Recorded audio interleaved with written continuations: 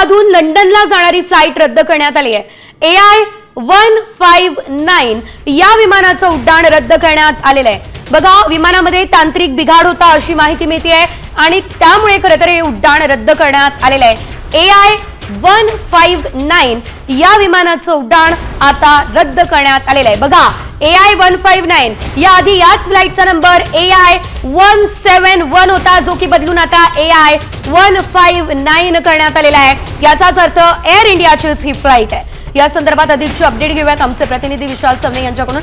विशाल, आपण पाहतोय अगदी काही दिवसच उलटलेले आहे, भीषण अशी दुर्घटना घडलेली आणि आता पुन्हा एकदा एअर इंडियाच्याच फ्लाइटमध्ये बिघाड होता असं कळतंय। काय नेमकं घडलंय सविस्तर?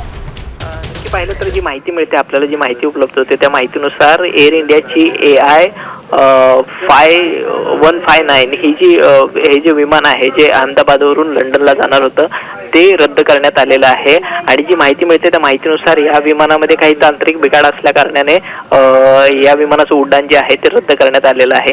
त्यामुळे या विमानामधून जे प्रवासी जाणार होते लंडनकडे ते सध्या त्रस्त झाल्याचं दिसून येते आणि त्यांनी रोष जो आहे तो एअर इंडियाच्या प्रशासनावर व्यक्त केल्याचं दिसून येते।